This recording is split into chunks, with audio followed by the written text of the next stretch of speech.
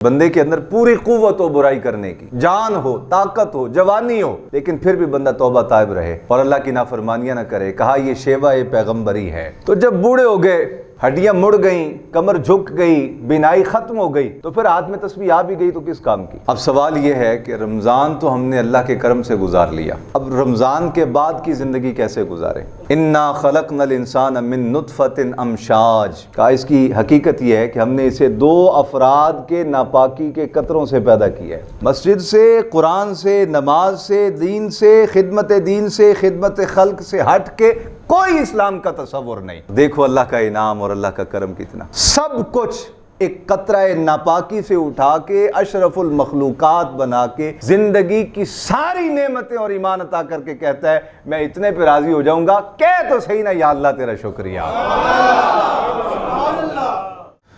عزیزان گرامی، رمضان المبارک کے بعد یہ پہلا جمعۃ المبارک ہے۔ رمضان مبارک اللہ تعالیٰ نے مجھے اور آپ کو اپنی رحمت کاملہ سے عطا فرمایا۔ رمضان المبارک کے اندر اہل ایمان کے لیے روزے رکھنا، اعمال صالحہ کرنا، عبادات کرنا، اللہ کے ذکر میں مشغول رہنا آسان ہو جاتا ہے، اور اس میں بندے کا کوئی کمال نہیں ہوتا، اس میں اللہ رب العالمین کا اپنا کرم شامل حال ہوتا ہے۔ جیسے احادیث میں آتا ہے کہ نبی پاک صلی اللہ علیہ وسلم نے ارشاد فرمایا شیاطین قید کر دیے جاتے ہیں اور جنتوں کے دروازے کھول دیے جاتے ہیں۔ تو جب کوئی مقابلہ کرنے والا باقی نہ رہے تو اس وقت میدان جیتنا تو کوئی کمال نہیں۔ اصل کمال تو یہ ہے کہ جب آپ کا مد مقابل موجود ہو اور آپ پھر اس میدان میں کامیاب ہو جائیں تو یہ اصل کامیابی ہے۔ رمضان المبارک اللہ رب العالمین جل وعلا کے انعامات میں سے ایک بہت بڑا انعام ہے، اور انعام کے بعد پھر اگلے 11 مہینے یہ امتحان کے ہوتے ہیں۔ یعنی رمضان کے اندر اللہ رب العالمین خود ایسا ماحول عطا فرما دیتا ہے، شیاطین کو جکڑنے کی صورت میں، جہنم کے دروازے بند کرنے کی صورت میں، جنت کے دروازے کھول کر، اور اپنی رحمت کاملہ سے اپنے حبیب کے غلاموں کے لیے نیکیاں اور آسانیوں کے اسباب پیدا کر کے، گویا سال کے 12 مہینوں میں ایک مہینہ اللہ رب العالمین اپنے حبیب صلی اللہ علیہ وسلم کے غلاموں کو آسانی کے ساتھ دین پہ چلنا سکھا دیتا ہے،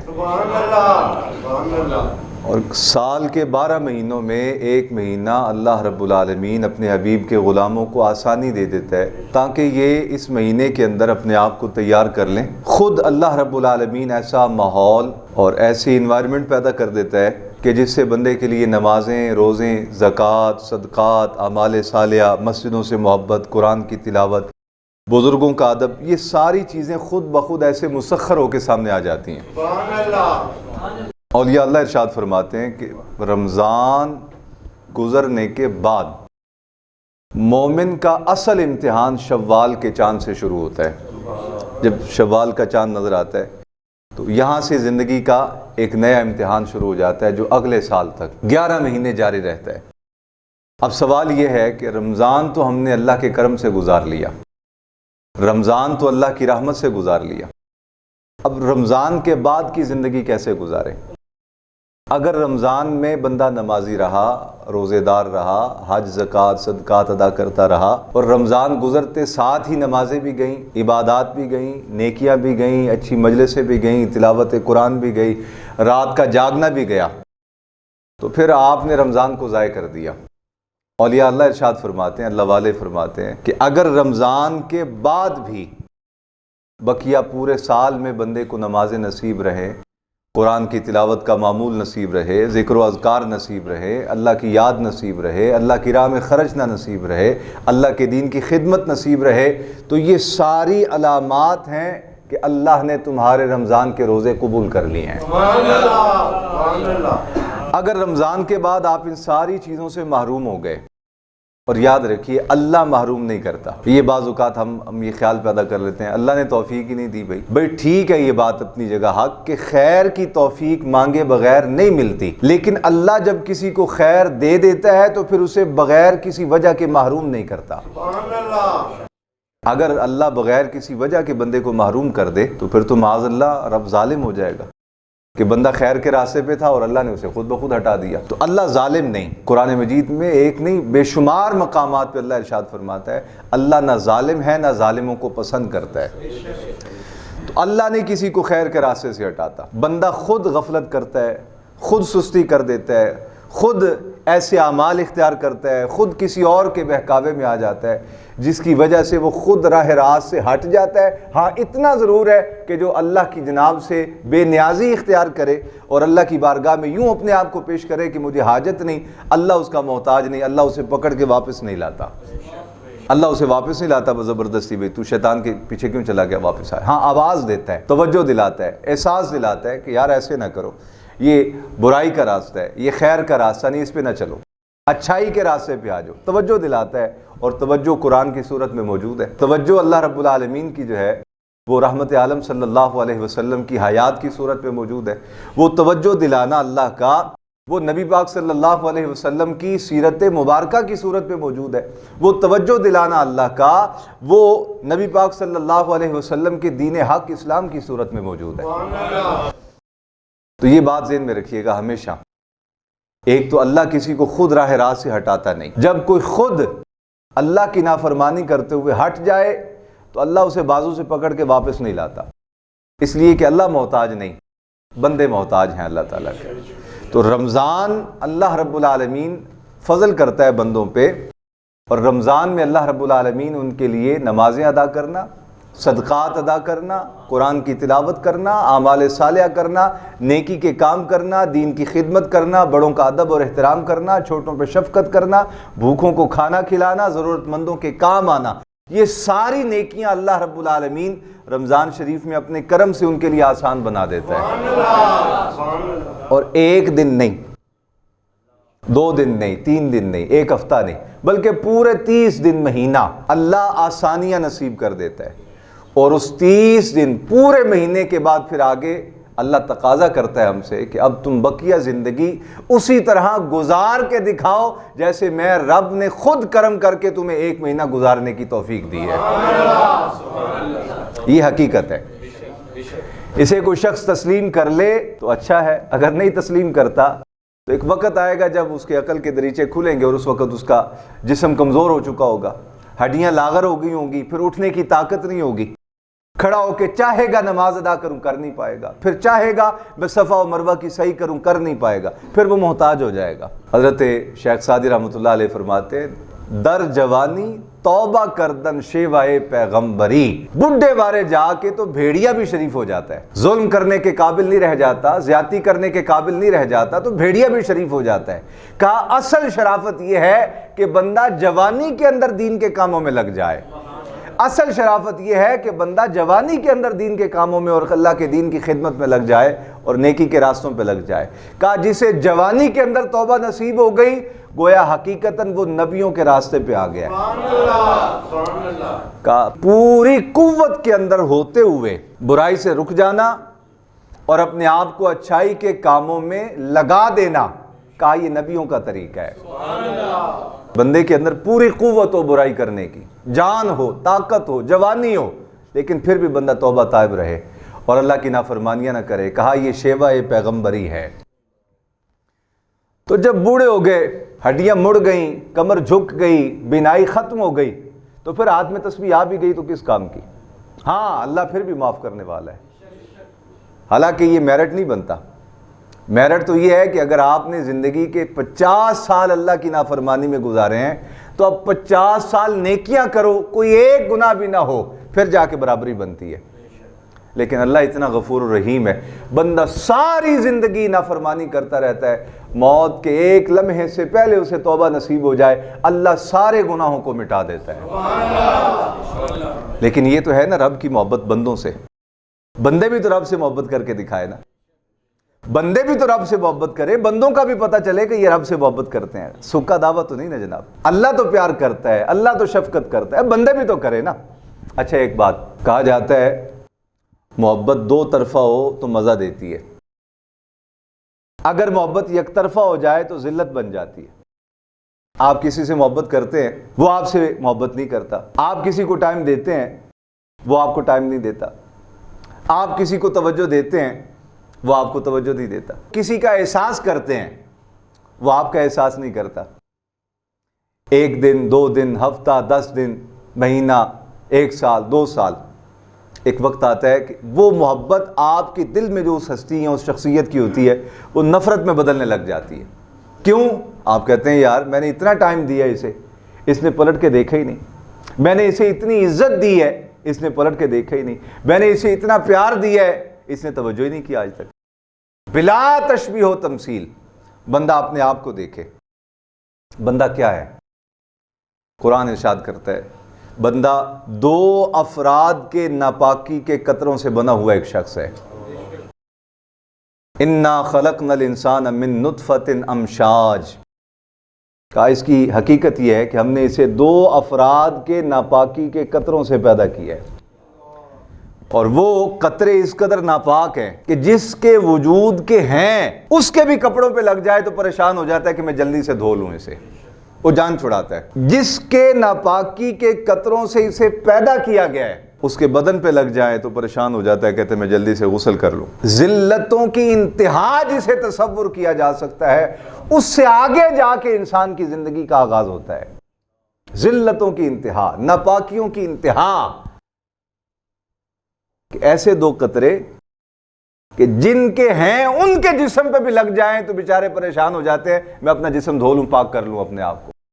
کہا آپ غور کر اپنے آپ پہ، اے بندے تجھے یہاں سے اٹھایا اور ناپاکی کا قطرہ نہیں رہنے دیا، بلکہ تیرے وجود کو پاک کیا، صاف ستھرا کیا، اور تجھے پھر اپنی مخلوق میں شامل کر لیا. تھا تو ناپاکی کا قطرہ لیکن تجھے وہاں سے اٹھا کے اپنی مخلوق میں شامل کیا. اور صرف یہ نہیں کہ کتے بلے اور انسان جانور برابر کر دیے جائیں، بلکہ تجھے اشرف المخلوقات بنایا، بلکہ اشرف المخلوقات کا یوں اعزاز عطا کیا کہ تجھے مسجود ملائکہ بنا دیا. سبحان اللہ. اب تو اپنے آپ پہ غور کر، تو تھا کیا؟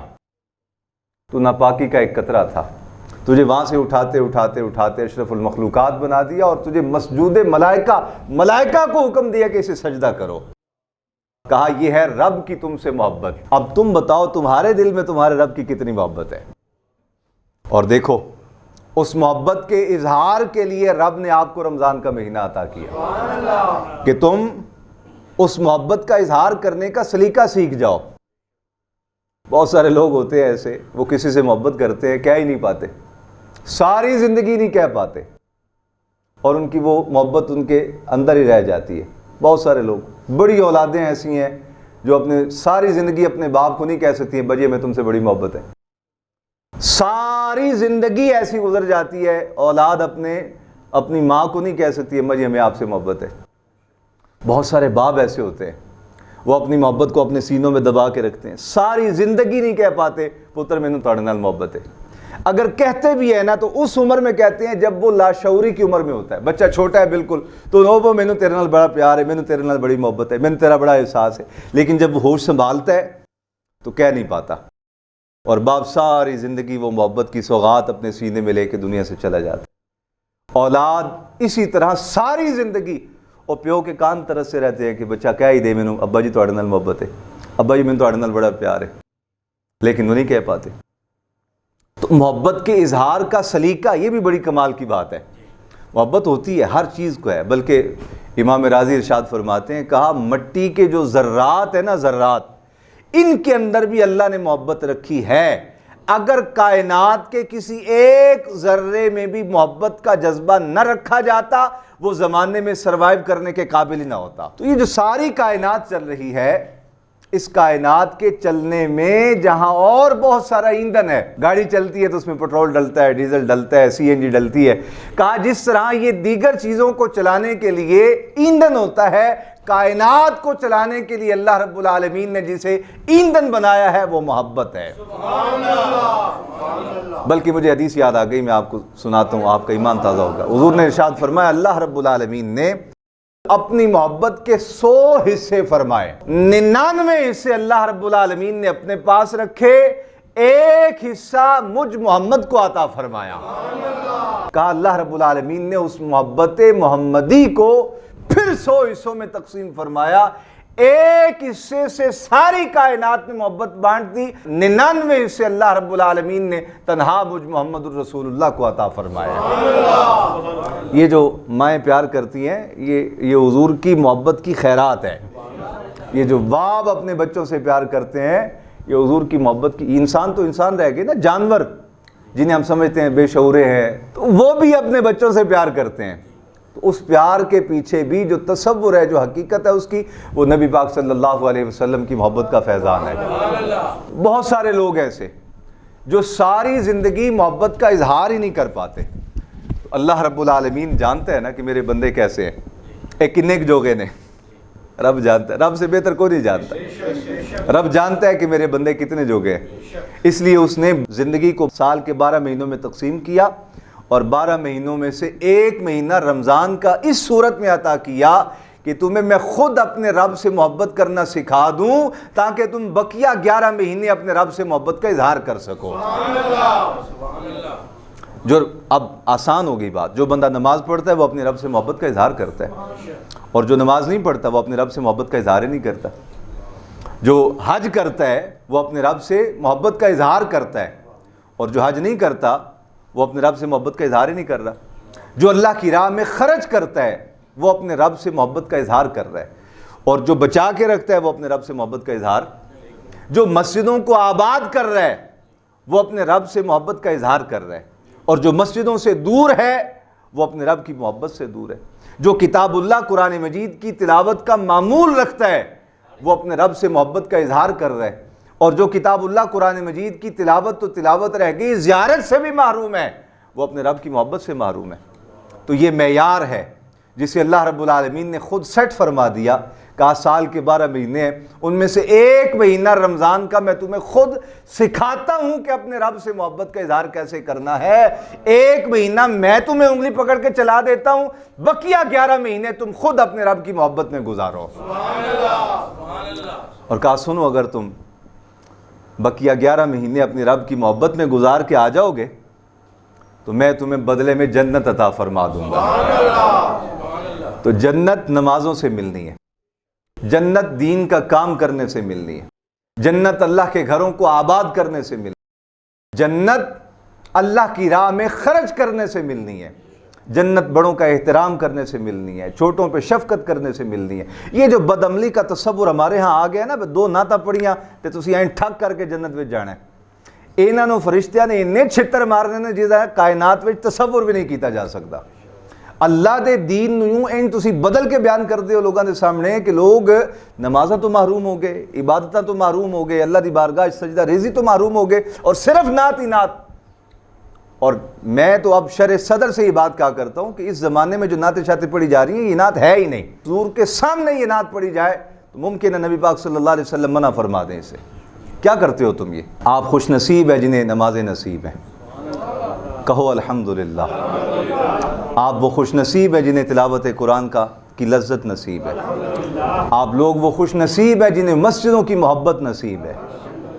مسجد سے، قرآن سے، نماز سے، دین سے، خدمت خلق سے ہٹ کے کوئی اسلام کا تصور نہیں۔ دین کا تصور وہی ہے جو رحمت عالم صلی اللہ علیہ وسلم اپنی حیات میں بیان کر گئے ہیں۔ حضور اپنی حیات میں بیان کر گئے، الیوم اکملت لکم دینکم واتممت علیکم نعمتی ورضیت لکم الاسلام دینا۔ 1.25 لاکھ انبیاء اور امتوں میں سے کسی نبی اور کسی امت پر یہ آیت نازل نہیں کی گئی، یہ تنہا ذات میرے آقا و مولا کی ہے جن پر اللہ نے اعلان کر دیا محبوب آپ پر ہم نے اپنا دین مکمل فرما دیا ہے۔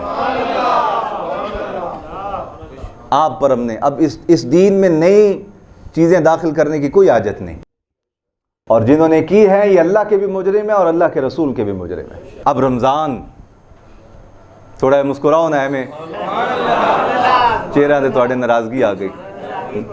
ہاں سنو، رمضان تو اللہ رب العالمین نے اپنے کرم سے عطا کر دیا۔ رمضان میں نیک لوگ تو نیک لوگ، مجھ جیسے گناہگار بھی، اور جو گناہوں میں لتھڑے ہوئے ہیں ان کو بھی اللہ نے ڈھانپ ڈھونپ کے چھپا چھپو کے انہیں کو میں شامل کر دیا۔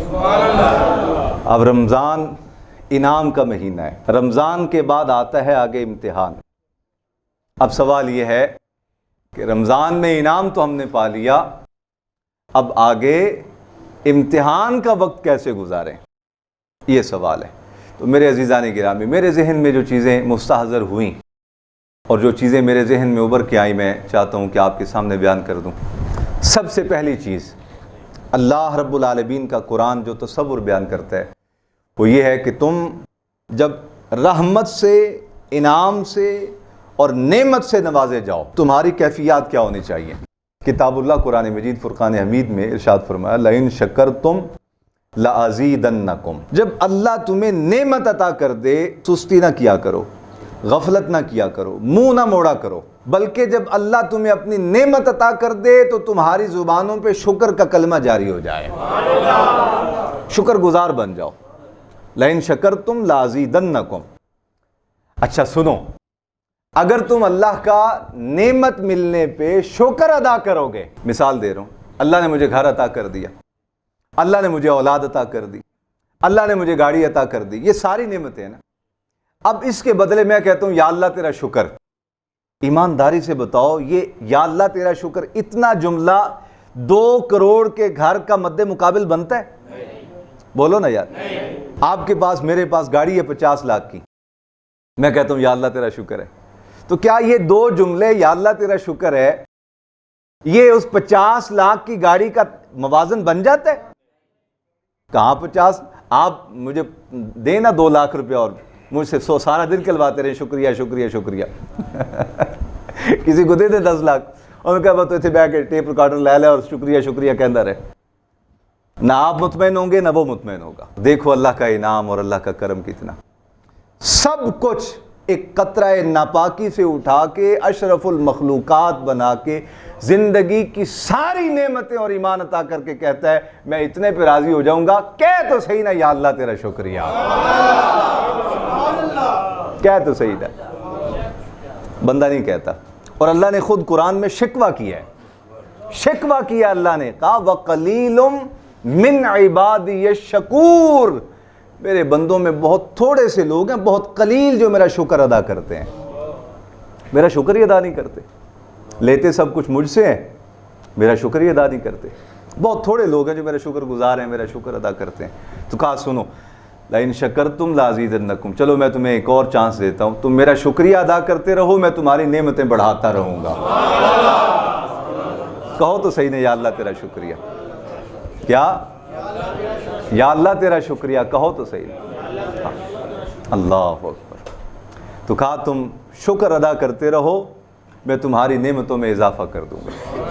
اب آپ نے رمضان گزارا ہے، آپ نے 30 روزے رکھے ہیں، تو آپ اس پہ شکر گزار بن جاؤ، اللہ کے دل سے جذبات پیدا ہو جائیں کہ اللہ تیرا شکریہ، تو نہ توفیق دیتا تو اسی مہینے کے اندر بہت سارے ایسے لوگ ہیں جو شرابیں پیتے رہے ہیں، زنا کرتے رہے ہیں، نافرمانیاں یا اللہ تیرا کتنا کرم ہے مجھ پہ، میں نے دیا بھی تجھے کچھ نہیں، میرے پلے ہے بھی کچھ نہیں، اور تو نے مجھے اشرف المخلوقات اور انسان اور رسول اللہ کا غلام بنا کے اپنی عبادت کا اور روزے کی بھی توفیق عطا فرما دی۔ دل سے جذبات پیدا ہو، اللہ تیرا شکریہ، اللہ تیرا شکریہ تو نے روزے کی توفیق عطا فرمائی۔ اب قرآن کا اعلان یہ ہے کہ جب بندہ شکر ادا کرتا ہے تو اللہ اس کا نعمت اس کے لیے بڑھا دیتا ہے۔ اب اگر صاحبان ایمان میں سے کوئی بندہ واقعتاً دل سے اللہ کا شکر گزار ہو جائے تو بعید نہیں اس بات میں کہ اللہ اس کی زندگی بھی بڑھا دے اور آخر وقت تک اسے روزے رکھنے کی بھی توفیق عطا فرما دے، بعید نہیں، کیونکہ قرآن کا اعلان ہے لَإِن شَكَرْتُمْ لَأَزِيدَنَّكُمْ، اور پھر آگے وعید بھی ہے وَلَئِن كَفَرْتُمْ إِنَّ عَذَابِي لَشَدِيدٌ، اگر تم میری نعمتیں لے کے اور مجھ سے منہ موڑو گے، نافرمانی کرو گے، سرکشی کرو گے، بغاوت کرو گے، ان عذابی لشدید، تو میرا عذاب بہت سخت ہے۔ ابتدا کہاں سے ہوگی؟ کسی کا معدہ خراب ہو گیا، کسی کی شوگر بڑھ گئی، کسی کا بلڈ پریشر بڑھ گیا، کسی کے رزق میں تنگی آ گئی، کسی کے کسٹمر منہ موڑ گئے، یہ عذاب کی ابتدائی کیفیتیں ہیں، اور انتہا اس کی کیا ہے؟ عذاب نار۔ جس میں بار بار جلایا جائے گا، پھر تازہ کیا جائے گا، پھر جلایا جائے گا، پھر تازہ کیا جائے گا، پھر جلایا جائے گا۔ نبی پاک صلی اللہ علیہ وسلم نے ارشاد فرمایا بخار کو پانی کے ساتھ ٹھنڈا کرو۔ آقا کیوں؟ فرمایا اس وجہ سے کہ بخار یہ جہنم کی آگ میں سے تپش کی ایک صورت ہے۔ تو اگر بخار کی شدت اور گرمی جو ہے اور اس کی تپش جو ہے وہ جہنم کی آگ کی ایک صورت ہے، تو بلڈ پریشر بھی تو ہو سکتا ہے نا کسی عذاب کی شکل، شوگر بھی تو کسی نہ کسی عذاب کی شکل ہو سکتی ہے نا۔ بلکہ عزیزان گرامی حقیقت تو یہ ہے کہ اللہ تعالیٰ اس وقت تک بندے کو تکلیف میں مبتلا ہونے ہی نہیں دیتا جب تک بندہ اللہ کے دین کی راہ میں لگا رہتا ہے۔ حضرت امام غزالی فرماتے ہیں کہا آپ پہ اور ہم پہ جو تکلیفیں آتی ہیں، وہ آزمائشیں آتی ہیں، وہ ہمارے ہی کاموں کا صلہ ہوتا ہے جو اللہ رب العالمین عطا کرتا ہے اس دنیا میں۔ اور یہ بھی اللہ کا انعام ہے کہ سارا کچھ آخرت کے لیے نہیں رکھتا، بلکہ تھوڑا بہت آخرت کے لیے رکھ لیتا ہے اور بقیہ سختیاں تلخیاں تھوڑی بہت یہی زندگی میں عطا کر کے جسم کو پاک کر دیتا ہے۔ اور اس کے برعکس نیکیاں زندگی میں بھی عطا کرتا ہے اور بڑا حصہ نیکیوں کا آخرت کے لیے بچا کے رکھ لیتا ہے۔ یہاں آپ نے وضو کیا، چہرے پہ نور آ گیا، آپ نے 2 دن نماز پڑھی، چہرہ نورانی ہو گیا، تھوڑے دن چند دن آپ نے تلاوت کی، آپ کی آواز میں سر پیدا ہو گیا، خوبصورتی آ گئی، آپ کی لہجے میں محبت پیدا ہو گئی، تھوڑے دن آپ نبی پاک صلی اللہ علیہ وسلم پہ درود پاک پڑھا، اس درود پاک کی برکت میں آپ کی زبان میں تاثیر آ گئی۔ یہ کہا یہ سارے چھوٹے چھوٹے صلے دنیا میں اللہ نیکیوں کے عطا کرتا ہے اور اس کا بدلہ میرا رب قیامت والے دن تمہیں عطا فرمائے گا، اور وہ زیادہ ہے۔ جو بدلہ اللہ نیکیوں کا عطا کرے گا وہ زیادہ، جو دنیا میں صلہ عطا کرتا ہے وہ تھوڑا ہوتا ہے۔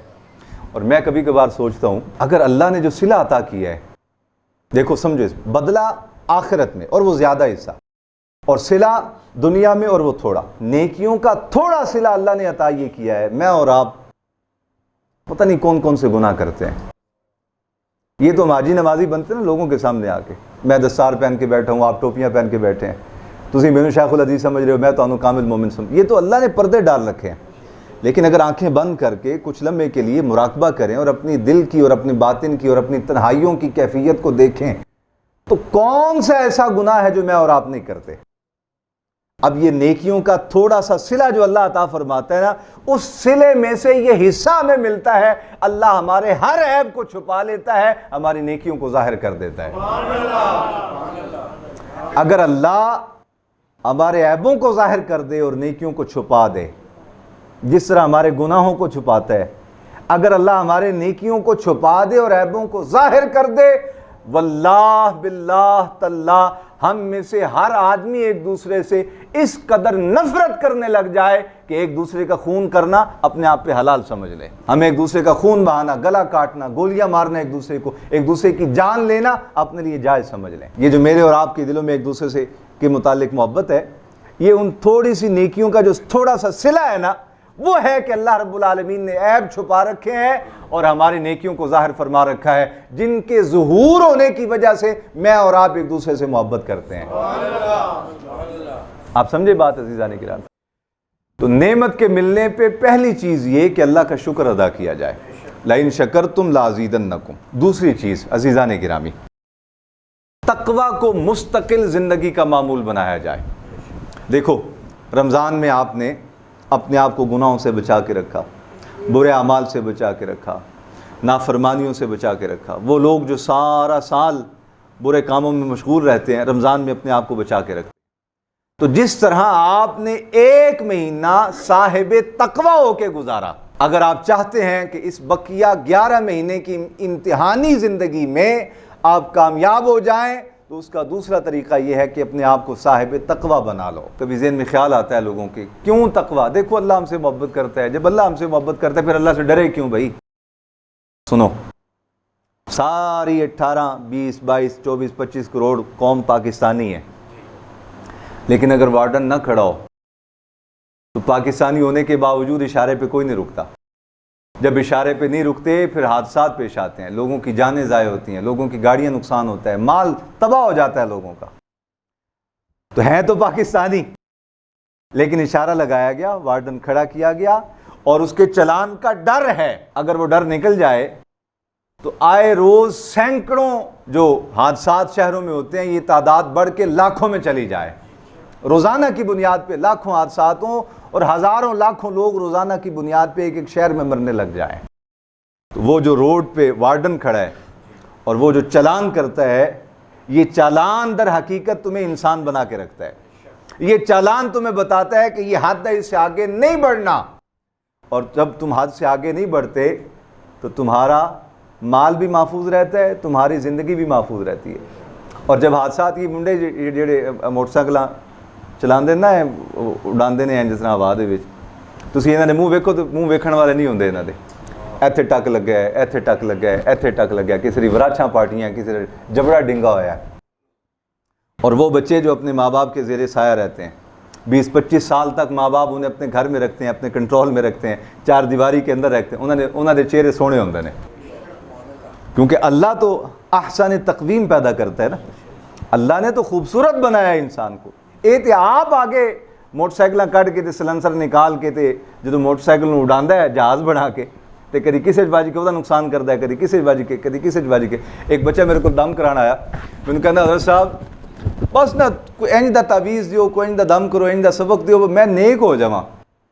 میں نہ وہ چہرہ ویکھیا انج کر کے، میں کہا پتر تو پچھلی جڑی زندگی گزار کے آیا نا، تیرا چہرہ سب کچھ دس رہا ہے، تو میرے کو چھڑ کے غوث پاک کو بھی جا کے تعویذ لے لے تو نیک کوئی نہیں ہونا۔ تیرے نیک ہون دا ایک ہی طریقہ ہے کہ کم از کم تینوں 3 سال گھر دے وچ ڈک کے رکھیا جائے، تیری روٹی پاک کیتی جائے، بازار دے جتنے کھانے تو لفنٹراں والے کھانے سارے بند کیتے جان، تیری پاکٹ منی بند کیتی جائے، اور تینوں 3 سال گھر دے وچ رکھ کے تینوں انسان بنایا جائے، تیری تربیت کیتی جائے، اور تیرے وہ سارے ولگر رابطے جتنے نے سارے منقطع کر کے اچھے لوگاں دی صحبت تینوں دتی جائے تاکہ انہاں دا رنگ تیرے اوتے چڑھے، پھر جا اے کو 3 سالاں دا تعویذ تینوں لبے نہ، پھر تو انسان بن سکنا ہے۔ تیرا منہ دسدا پیا منوسا کہ تو اتنا لفنٹر آدمی ہے، ہن ایہو جے لفنٹر آدمی نوں کسے تواڈے ورگے نیک آدمی دا دم کتھے اثر کرنا ہے؟ نہیں سمجھ آ رہی بات؟ ناراض ہو جاندے ہو بڑی جلدی یار۔ تو بھائی کچھ طریقہ کار ہوتا ہے جس سے انسان نیک بھی بنتا ہے اور جس سے انسان بدکار بھی بنتا ہے۔ تو تقوی، یہ جو اللہ کا ڈر ہے، اگر یہ ڈر میسر نہ ہو اس کائنات میں تو شاید کوئی انسان بننے کے قابل بھی نہ رہ جائے۔ یہ اللہ کا ڈر ہے جو انسانوں کو انسان بنا کے رکھتا ہے۔ ایک اللہ والے ارشاد فرماتے ہیں، کہا بندے اور انسان میں فرق 2 چیزوں کا ہے، اپنے انسان ہونے کے ذمہ داری کا احساس اور اللہ کی بارگاہ میں پیش ہو کے جواب دینے کا احساس۔ اگر یہ 2 صفتیں اندر موجود ہوں تو انسان ہے۔ اگر اللہ کے حضور جواب دہی کا احساس ختم ہو جائے اور اپنے آپ کی ذمہ داریوں کا احساس ختم ہو جائے، بھلے 2 ٹانگوں پہ چلتا ہو، جانور ہے۔ یہ ذمہ داری کا احساس کہ میری یہ ذمہ داری ہیں، میرے یہ فرائض ہیں، اگر یہ ہے تو انسان ہے۔ اللہ کے حضور مرنا ہے، جواب دینا ہے، پیش ہونا ہے، اگر یہ احساس ہو تو انسان ہے۔ اگر یہ 2 چیزیں اس کے اندر سے نکل گئیں تو حیوان ہے، جانور ہے، بھلے وہ مسجد میں ہو یا مسجد سے باہر ہو، اس نے داڑھی رکھی ہو یا داڑھی منا ہو، دستار پہنی ہو یا ننگے سر ہو، اگر یہ 2 چیزیں اس کے اندر سے نکل گئیں تو حیوان، جانور ہے۔ اگر یہ 2 صفتیں اس کے اندر ہیں کہ میں نے اللہ کے حضور جواب دینا ہے اور مجھے اللہ نے انسان بنایا اور یہ میری ذمہ داریاں ہیں، یہ احساس اسے رہے تو کہا یہ انسان ہے۔ ہمارے نزدیک انسانوں سے کہا جاتا ہے جو 2 ٹانگوں پہ چلے، بھلے یتیمہ نہ مال کھا جائے، غریبہ نہ حق کھا جائے، پلازے لپیٹ جائے، جو مرضی کر جائے، جتنا بڑا ظالم ہو، ہم کہتے ہیں انسان ہے۔ اصل انسان وہ ہے جسے احساس ہو کہ میں نے اللہ کے حضور پیش ہو کے جواب دینا ہے۔ کتا کسی کو کاٹتے ہوئے پوچھتا ہے کہ میں کاٹوں کہ نہ کاٹوں؟ وہ نمازی آدمی کو بھی کاٹ لیتا ہے، بے نمازی کو بھی کاٹ لیتا ہے، عالم کو بھی کاٹ لیتا ہے، سید کو بھی کاٹ لیتا ہے، غیر عالم کو بھی کاٹ لیتا ہے۔ تو انسان ہے نا جو سوچتا ہے کہ یار یہ عالم ہے، یہ بزرگ ہے، یہ قرآن کا قاری ہے، اس کی بے عزتی نہیں کرنی ہے نا۔ یہ انسان ہے جو سوچتا ہے کہ یار یہ اچھے خاندان سے، اچھے نسب سے ہے، سادات میں سے ہے، اس کی بے عزتی نہیں کرنی۔ کتا تو نہیں نہ سوچتا، تو انسان ہوگا تو سوچے گا۔ جو سوچے گا اس کا مطلب ہے کہ اس کے اندر احساس ہے کہ میں نے اللہ کے حضور پیش ہو کے جواب دینا ہے۔ اگر میں نے کسی عالم کی، کسی بزرگ کی، کسی اللہ والے کی توہین کی تو میں نے اللہ کو جواب دینا ہے۔ جب سامنے جاؤں گا رب کے کیا جواب دوں گا؟ احساس ہے تو یہ احساس بتاتا ہے کہ یہ انسان ہے، وگرنہ کتا ہے وہ کاٹ رہا ہے۔ حضرت نصیر الدین نصیر رحمۃ اللہ علیہ نے بڑی خوبصورت بات کی، کہا وہ کتا ہے، اسے کون سمجھائے کہ کسے بھونکے کہاں بھونکے، ارے یہ اس کی اپنی مرضی ہے، جسے بھونکے جہاں بھونکے۔ کاش میرے سامنے کو صاحب ذوق لوگ بیٹھے ہوندے اور واہ باتیں کر چھڑ دے رہی ہے۔ کتا ہے، اس کی اپنی مرضی ہے، جسے بھونکے، نمازی کو بھی بھونکتا ہے، عالم کو بھی بھونکتا ہے، سید کو بھی بھونکتا ہے، بزرگ کو بھی بھونکتا ہے، اللہ والے کو بھی بھونکتا ہے، دیندار کو بھی بھونکتا ہے۔ کتا ہے، اس کی اپنی مرضی ہے، جسے بھونکے جہاں بھونکے۔ اللہ اکبر۔ عزیزان گرامی، انسان اس کے اندر اللہ کا ڈر ہوتا ہے، اور یہ ڈر ہی اسے اصل میں مسجود ملائکہ بناتا ہے۔ تو جو اپنے آپ کو اپنے رب کے سامنے پیش کرتا ہے وہی انسان ہے، اور جو اپنے آپ کو اپنے رب کے سامنے پیش نہیں کرتا، اکڑ کے رہتا ہے، وہ انسان نہیں ہے، وہ کتا ہے، بھلے 4 ٹانگوں پہ ہو بھلے 2 ٹانگوں پہ ہو۔ اور تیسری چیز خاص طور پہ نیکیوں کی حفاظت۔ اولیاء اللہ ارشاد فرماتے ہیں نیکی کرنا بھی بہت بڑا کمال ہے، لیکن نیکی کرنے کے بعد اسے محفوظ رکھنا اس سے بھی بڑا کمال ہے۔ حضرت عبداللہ ابن عمر رضی اللہ تعالیٰ عنہ نبی پاک صلی اللہ علیہ وسلم کے جلیل القدر صحابی ہیں۔ حضور نے ارشاد فرمایا، ایک دن انہیں بلا کے، نوجوان تھے، تو حضور نے انہیں ارشاد فرمایا، عبداللہ لا تکن مثل فلان، میں تجھے ایک بندے کا واقعہ بیان کرتا ہوں۔ کوئی شخص تھا، وہ اللہ کی محبت میں، اللہ کی یاد میں، اللہ کے شوق اور ذوق اور اللہ کی ملاقات کے عشق میں رات جاگا کرتا تھا، عبادت کیا کرتا تھا، تقوی اختیار کرتا تھا، اللہ کی حضور قیام اللیل کرتا تھا۔ فرمایا یہ اس پہ اللہ کے کرم کی علامت اور نشانی تھی کہ وہ رب کی محبت میں، دنیا سو رہی ہوتی تھی، وہ جاگ جاتا تھا اور اللہ کی عبادت میں وقت گزارتا تھا، قیام اللیل کرتا تھا۔ پھر اس پہ یہ وقت آیا کہ وہ سستی، غفلت اور کاہلی کا شکار ہوا۔ کہا جب وہ سستی اور غفلت کا شکار ہوا تو وہ قیام اللیل چھوڑ دیا، وہ رات کا اٹھنا چھوڑ دیا، وہ تہجد پڑھنا چھوڑ دیا، وہ عبادت کرنا چھوڑ دیا۔ یہ واقعہ بیان کر کے حضور نے ارشاد فرمایا، یا عبداللہ لا تکن مثل فلان، تم اس بندے کی طرح نہ ہو جانا۔ آقا کون سا بندہ؟ کانا یقوم اللیل، جو اللہ کی محبت میں قیام اللیل کیا کرتا تھا، رات اٹھ کے تہجد پڑھا کرتا تھا۔ فترک قیام اللیل، پھر اس نے اپنی سستی اور غفلت اور کاہلی کی وجہ سے رات کا اٹھنا چھوڑ دیا، رات کا جاگنا چھوڑ دیا، عبادت کرنا چھوڑ دیا۔ کہا اس جیسا نہ ہو جانا، اے عبداللہ تھوڑا کرتے رہنا، مسلسل کرتے رہنا۔ یہ آقا علیہ السلام کا فرمان بتاتا ہے کہ ایک ہی بار نیکی کرتے جانا کرتے جانا کرتے جانا، اتنا جمع کر لینا، اور پھر آگے چھوڑتے جانا تو چھوڑتے جانا اور سارا سال چھوڑ دینا۔ یہ نہ اللہ کو پسند ہے نہ اللہ کے حبیب کو پسند ہے۔ حضور نے ارشاد فرمایا، سنو، احب الاعمال الی اللہ تعالی ادومھا وان قل، کہا اللہ کو جو اعمال پسند ہیں، اللہ کو جو چیزیں محبوب ہیں، جو نیکیاں پسند ہیں، وہ یہ نہیں کہ ایک ہی بار کی جائیں اور آگے چھوڑ دی جائیں۔ اللہ پسند یہ کرتا ہے بندہ تھوڑا تھوڑا کرتا رہے، لگاتار کرتا رہے۔ ہمارے بزرگ اکابرین اولیاء اللہ اس کیفیت کو یوں اپنے سادہ لہجوں میں بیان کرتے ہیں، کہا مالک نے ایک رجسٹر رکھا ہوا ہے تے بس تسی اور کوئی نیکی کرنا نہ کرنا، اینی نیکی ضرور کر دے رہنا کہ تہاڈی اس رجسٹر دے وچ غیر حاضری نہ ہو جائے۔ مالک دی بارگاہ چ حاضری لگدی رہے، مالک دی بارگاہ چ حاضری، بولو نا یار، لگدی رہے۔ اب دیکھو اللہ تعالیٰ نے مجھے اور آپ کو توفیق بخشی نمازیں پڑھنے کی، اللہ نے ہمیں تیار کر دیا، تربیت فرما دی پورا مہینہ۔ اب میرا اور آپ کا یہ فرض بنتا ہے کہ ہم اللہ کی اس ایک مہینہ انعام کے بعد شکرانے کے طور پہ بقیہ پورا سال نمازوں پہ مداومت اور استقامت اختیار کریں۔ اللہ نے ہمیں رات، دیکھو ہماری زندگیاں ڈسٹرب تھیں، ساری رات جاگنا اور سارا دن سونا، جو بندہ سارا دن سوتا ہے نہ دنیا میں کامیاب ہو سکتا ہے نہ دن میں کامیاب ہو سکتا ہے۔ اللہ نے کرم کیا، ہمیں رات سونے کی بھی توفیق دی، اور صبح وہ وقت جسے ہمارے پرانے وقتوں میں لوگ کہا کرتے تھے نور پیر دا ویلا، اللہ نے ہمیں نور پیر دے ویلے اٹھن دی بھی توفیق عطا فرما دی تھی۔ اب اللہ نے تو ہم پہ یہ کرم کر دیا، میرا اور آپ کا فرض بنتا ہے کہ اس ایک مہینے کے انعام پہ شکرانے کے طور پہ، جیسے اللہ نے ہماری تربیت پورا مہینہ رمضان میں صبح اٹھنے کی ہم بقیہ پورے 11 مہینے اٹھ کر بتائیں کہ یا اللہ ہم تجھ سے محبت بھی کرتے ہیں، تیرا شکر بھی ادا کرتے ہیں۔ انسان طبیعتاً حریص ہے، جمع کرنے کو پسند کرتا ہے، جوڑنے کو پسند کرتا ہے، لیکن دیکھو اس رب کا کرم، اسی انسان یہ جو سارا سال جوڑ کے رکھتا ہے، اللہ نے اپنے کرم سے اسے ایک مہینہ خرچنے کی توفیق دی۔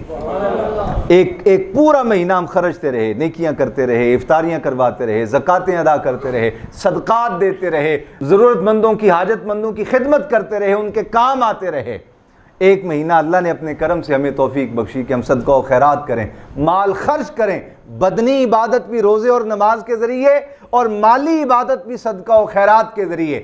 اب میرا اور آپ کا یہ فرض بنتا ہے کہ ہم بقیہ 11 مہینے بھی اس صدقہ و خیرات کے سلسلے کو جاری رکھ کے بتائیں اپنے رب کو، اے اللہ ہم تجھ سے محبت بھی کرتے ہیں اور تیرا شکر بھی ادا کرتے ہیں۔ اللہ رب العالمین ہمیں عمل کی توفیق عطا فرمائے۔ وآخر دعوانا الحمدللہ رب العالمین۔